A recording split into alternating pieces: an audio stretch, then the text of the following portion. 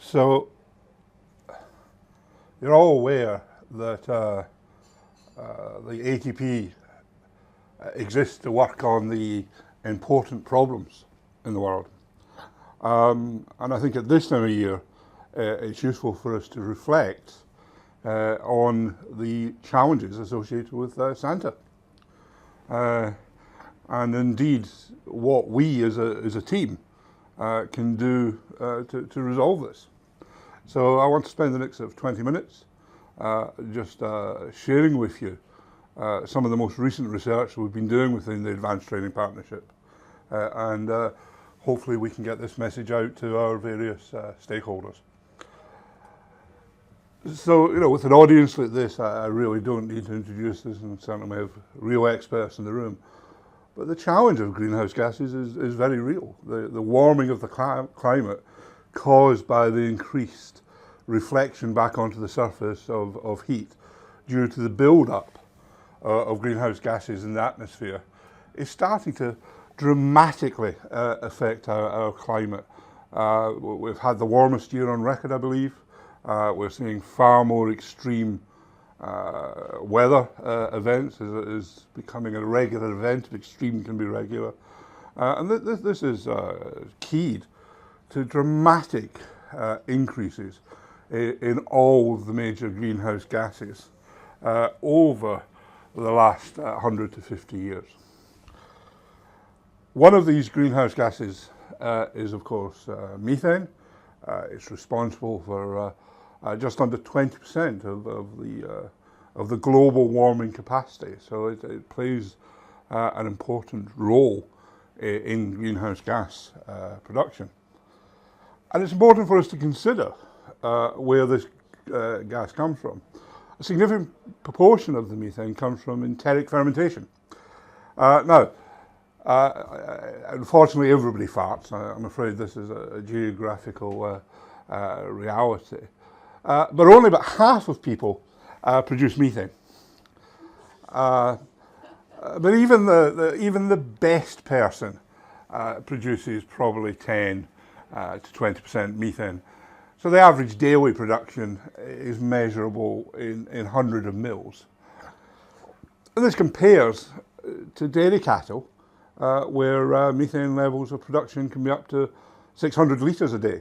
So significant amounts of greenhouse gas being produced from ruminant livestock.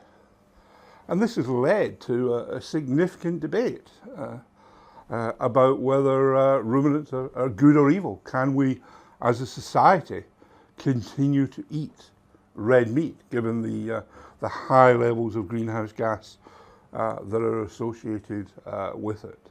And this is an area within the ATP we talk about considerably. However, my own research has suggested that actually we've got it wrong. And in fact, the role of ruminants, as I will prove to you, in greenhouse gas production is trivial compared to this man.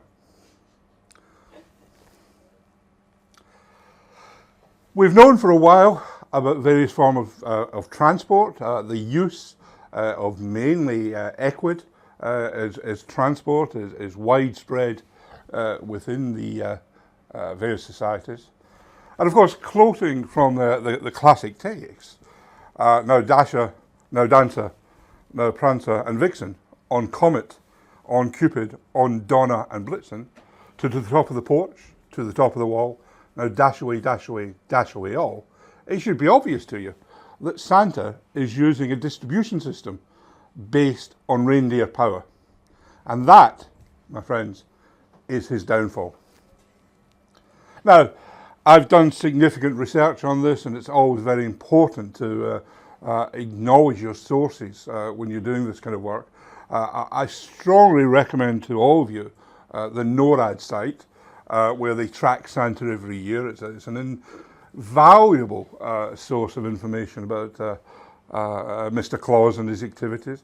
I also recommend to you the ChemView site, based on the science of Santa, which has significant information that I think you need to know about this. And of course, C.C. Moore's book is a seminal work in this area. So we need to start with some assumptions. So I think we can all agree that Santa does not deliver toys to naughty children. That there is only one Santa Claus. So, you know, I was looking at a Christmas grotto earlier today. That is not the real Santa. There's one Santa. I think for the purposes of my calculation, I'm going to assume there's one family per household. I realise that may not well be true. And, you know, maybe culturally inappropriate, but I will assume that Santa bypasses Buddhists, Hindus, Muslim, other non-Christian homes. Although I realise increasingly that's not true. Now, one of the things that's given me the most trouble is the calculation of the percentage of naughty and nice. I have come across this very useful equation at the bottom from Briggs, where the probability of niceness within the children of the house is beta 0 plus beta 1 minus beta 2 added together with secret stuff. I haven't had the opportunity to computate this, largely because secret stuff is a very difficult number to work with. So I've made my assumptions based on a 90% niceness ratio within households. I've also, you'll notice, ignored the fact that Santa most likely takes a lump of coal to the naughty children. I've also made the assumption that Santa is a one-man job. It's a one distribution. He starts and he finishes. He does not have a regional distribution network. There is actually significant literature suggesting that he is establishing a network somewhat similar to that of Amazon, with distribution warehouses based around the globe. But I prefer to take a rather more traditional view in my calculations. So just to start, you're aware of the large increases in population. So my numbers are already out of date. There are now 6.6 billion people, but I've done my calculation on 6 billion. I've assumed that there are about 2 billion children under the age of 18, and that roughly a third of those are Christian, suggesting that there are just over 650 million children that come into the equation of naughty of nice. Now again, research continues in this area, and Bump has actually done some very detailed modelling by time zone of the number of children and the time.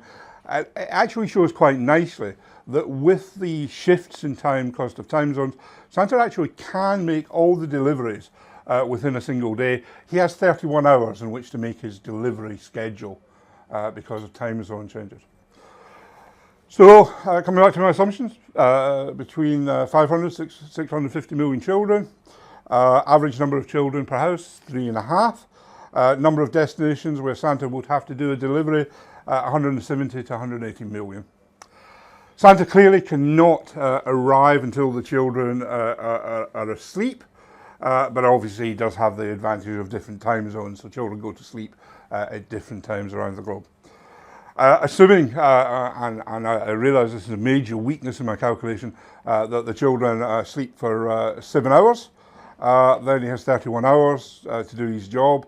He has to visit just under 1,400 houses per second. That gives them a grand total of 715 milliseconds in which to slow the sleigh down, land, get off the sleigh, walk to the chimney, get down the chimney, deposit the presents up the chimney and start the sleigh up again.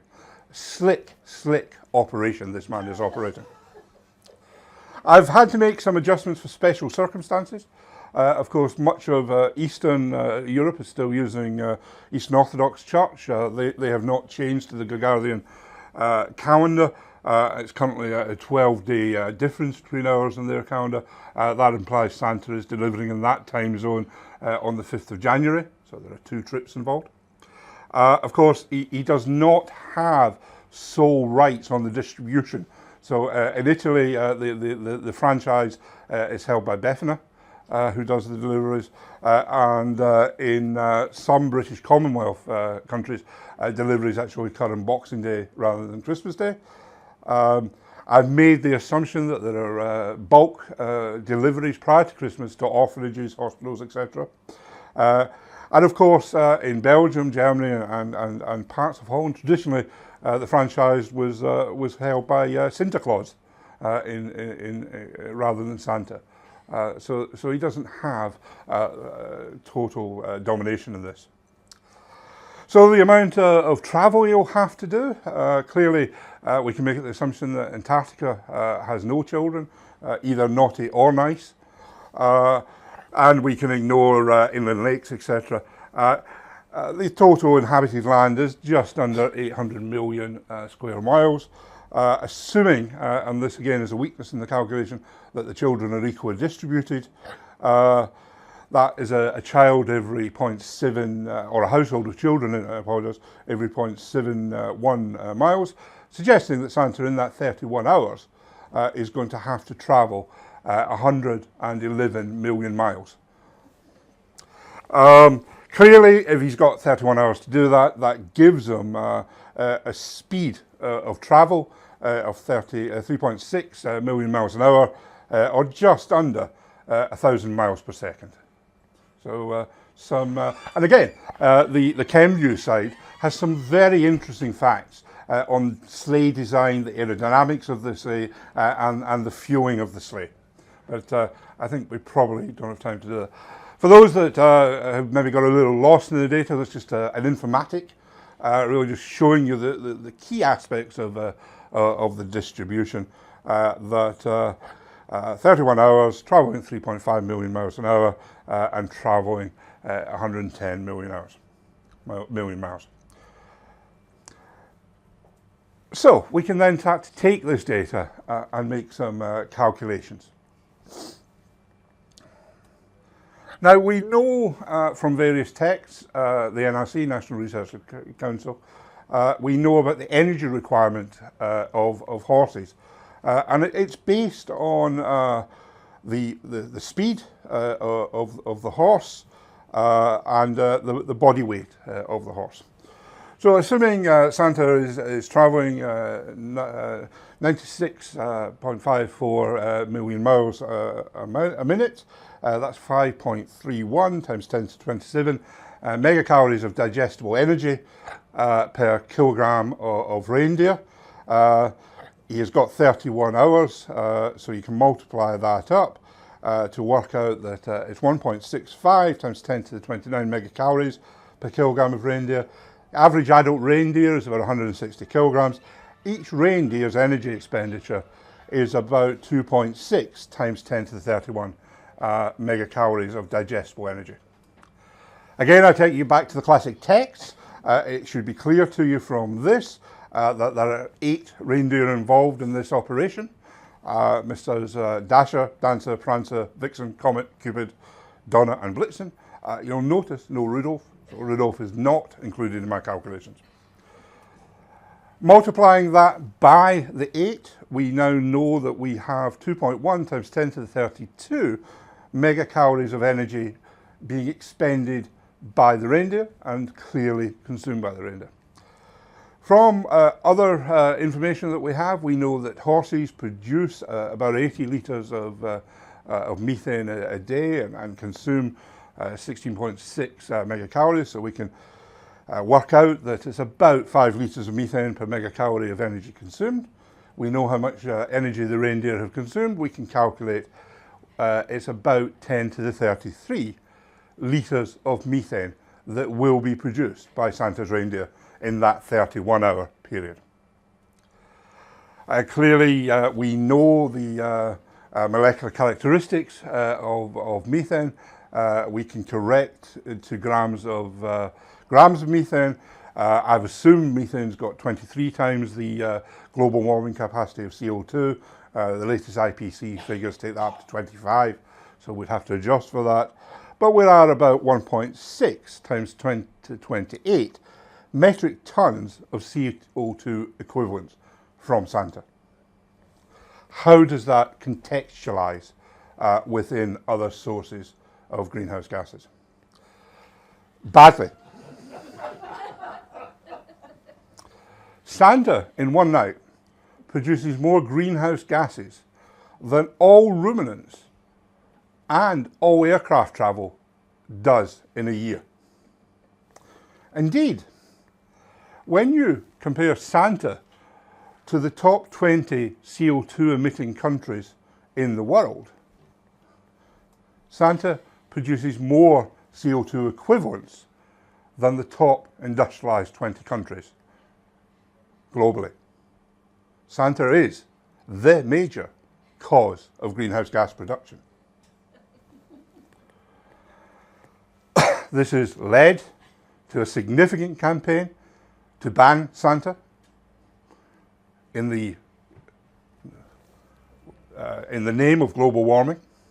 Campaigns have started in Central Europe to discourage him from his deliveries. And I think there is a real chance that Santa will be banned. However, this is where we, as the Advanced Training Partnership, can come to the rescue. You'll note that in many houses, we leave carrots for Santa's reindeer. Clearly, the amount of energy that we're expending, there has to be an almost continuous refueling process going on. My suggestion is that through our education program, we need to educate people to change from carrots to garlic. The reason for this is that research carried out within the ATP has shown clearly that compounds within garlic can inhibit the archaea that produce methane and can significantly reduce methane production.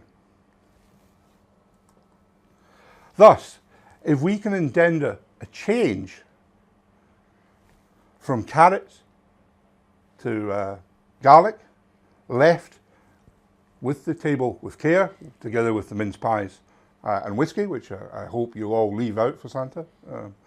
In my house, Santa is particularly fond of Lefroy, but is not very keen at all on the carrots. So garlic will work well there. And if we do this, colleagues, I think the ATP can save Christmas. Thank you.